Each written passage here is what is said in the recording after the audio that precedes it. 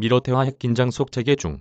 러시아의 핵무기 사용 가능성과 우크라이나의 더러운 폭탄 사용 가능성 주장이 엇갈리며 긴장이 고조되고 있는 가운데 러시아와 서방이 우크라이나 전쟁 이후 가장 활발한 접촉을 이어가고 있다. 미국과 러시아는 24일 지난 5월 이후 처음으로 군수 내부 사이에 접촉을 했다. 마크 밀리 미군 합참의장은 이날 발레리 게라시모프 러시아군 총참모장과 전화통화를 했다고 데이비드 버틀러 미 합참 대변인이 밝혔다. 전날인 23일 로이드 오스틴 미국 국방장관은 세르게이 쇼이구 러시아 국방장관과 통화했다. 양국 국방장관은 21일에도 통화를 한 바 있다. 지난 21일 양국 국방장관의 대화도 지난 5월 이후 처음이었다. 쇼이구 러시아 국방장관은 지난 23일 영국, 프랑스, 튀르키예 등 나토 회원국 국방장관과 잇따라 한 전화회담에서 우크라이나가 방사성 물질이 담긴 이른바 더러운 폭탄을 사용하려 한다고 주장했다. 미국 등 서방 국가들은 러시아의 이런 주장이 근거가 없다고 일축했다.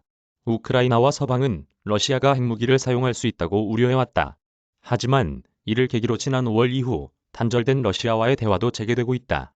미국에서는 핵무기나 방사능 무기 사용 주장으로 고조된 긴장을 완화하려는 움직임이 나오고 있다. 서방에서는 현 시점에 러시아의 핵폭탄 사용 가능성은 낮다는 평가가 나온다.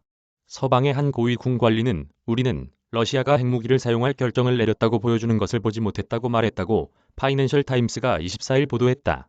이 관리는 또 러시아가 생화학무기 사용 결정을 내렸다는 징후를 미국은 가지고 있지 않다고 말했다. 미국 의회에서는 우크라이나 전쟁 휴전 협상에 나서라는 목소리가 나왔다. 민주당 내 의회 진보 모임 소속 하원 의원 30명은 24일 조 바이든 대통령에게 편지를 보내 휴전 협상에 나설 것을 촉구했다. 이들 의원은 서한에서 우크라이나와 세계의 파괴 상황과 절망적으로 상황이 악화할 수 있는 위험을 고려할 때 전쟁이 더 길어지는 것을 피하는 것이 우크라이나와 미국의 이익이라며 휴전을 위한 현실적 프레임워크를 찾기 위한 노력을 배가해야 한다고 말했다. 이들은 우리는 대통령이 우크라이나에 제공하는 군사, 경제적 지원과 적극적인 외교적 노력을 동시에 진행할 것을 촉구한다고 강조했다.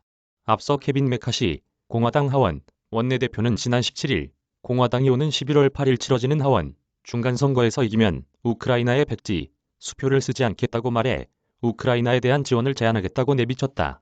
최근 진행되는 러시아 서방 사이의 접촉과 미국 내에서 커지는 휴전 및 우크라이나 지원, 제한 목소리는 미국 중간선거 이후 우크라이나 전쟁 관련 미러 사이의 타협을 위한 정지 작업이 될 것으로 보인다.